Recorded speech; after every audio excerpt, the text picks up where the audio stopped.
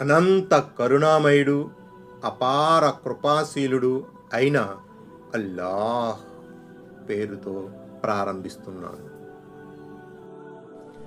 నా ఈ చిన్న ప్రయత్నంలో పొరపాట్లు జరిగితే అల్లాహ్ను క్షమించమని వేడుకుంటున్నాను. ఈ వీడియోను పూర్తిగా చివరి వరకు చూడండి. నంబర్ 14 ومن الذين قالوا إنا نصارى أخذنا ميثاقهم فنسوا حظا مما ذكروا به فأغرينا بينهم العداوة والبغضاء إلى يوم القيامة وسوف ينبئهم الله بما كانوا يصنعون. ఆయత నంబర్ 14. తమను తాము నసారా అంటే క్రైస్తవులుగా చెప్పుకునే వారి నుండి కూడా మేము వాగ్దానం తీసుకున్నాం. అయితే వారు కూడా తమకు చేయబడిన ఉపదేశంలోని ఎక్కువ భాగాన్ని విస్మరించారు. ఈ కారణంగా మేము వారి మధ్య విరోధాన్ని, విద్వేషాలను తగిలించాం. అవి ప్రళయదినం వరకు ఉంటాయి. వారు చేస్తూ ఉండిన పనులన్నిటినీ అల్లాహ్ త్వరలోనే వారికి తెలియజేస్తాడు. 42. అరబీలో నసారా అని ఉంది, అంటే క్రైస్తవులు అని దాని అర్థం. అసలు నసారా అనే పదం నుస్రత్ నుంచి వచ్చింది. నుస్రత్ అంటే సహాయము అని అర్థం.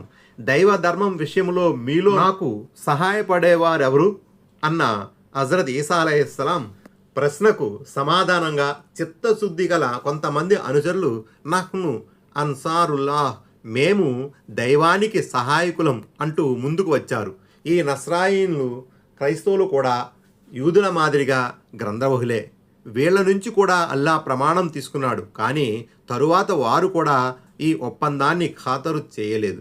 తత్ఫలితంగా వీళ్ళ హృదయాలు కూడా ప్రభావరహితం అయిపోయాయి.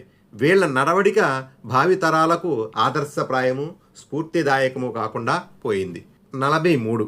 దేవునికి ఇచ్చిన మాట పట్ల వీరు చూపిన విముఖత మూలంగాను, ఆచరణలోపించిన ప్రవర్తన కారణంగాను అల్లాహ్ వారి మధ్య సదవగాహన, సఖ్యత లేకుండా చేశాడు.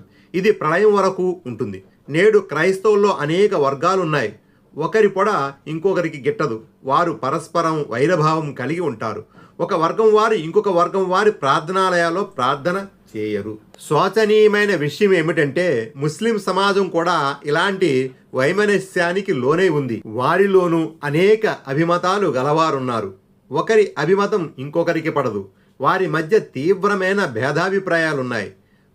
ఒకరికి ఇంకొకరిని విరోధులుగా చూసుకుంటారు.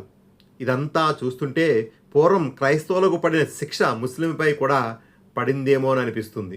అల్లాహ్ మనపై దయచూపుగాక. ఆమీన్. ఆయత్ నంబర్ 15 యా అహ్లల్ కితాబ్ ఖద్ జాఅకుమ్ రసూలునా యుబయ్యిను లకుమ్ కసీరం మిమ్మా కుంతుం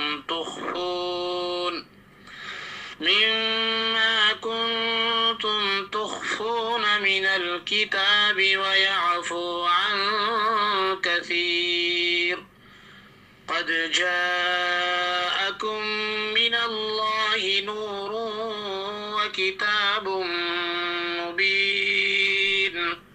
ఆయత్ నంబర్ 15. ఓ గ్రంథవహులారా, మీ వద్దకు మా ప్రవక్త సల్లల్లాహు అలైహి వసల్లం వచ్చేశాడు.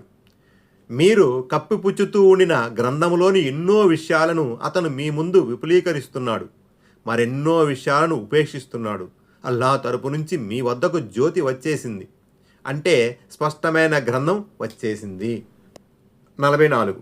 అంటే తౌరాత్, ఇంజీల్, బైబిల్ గ్రంథాలలో వారు తమ మనోవాంఛలకు అనుగుణంగా చేసిన ప్రక్షిప్తాలను, తారుమారు చేసిన ఆజ్ఞలను వారు కప్పిపుచ్చేందుకు ప్రయత్నించేవారు. అంతిమ దైవ ప్రవక్త సల్లల్లాహు అలైహి వసల్లం ఇలాంటి కీలకమైన విషయాలను స్పష్టంగా విడమరిచి చెప్పారు. ఉదాహరణకు శిలాశిక్ష విషయంలో వారు ఆడిన దాగుడు మూతలు ఇందుకు ఒక నిదర్శనం. హదీసుల్లో ఇది వివరంగా వచ్చింది.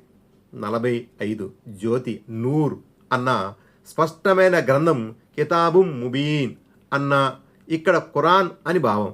ఈ గ్రంథం ద్వారా అల్లాహ్ మానవులకు సన్మార్గం వైపుకు దర్శకత్వం వహిస్తున్నాడు. అరబీలో నూరున్ వ కితాబుం ముబీన్, జ్యోతి మరియు స్పష్టమైన గ్రంథం అని వచ్చింది.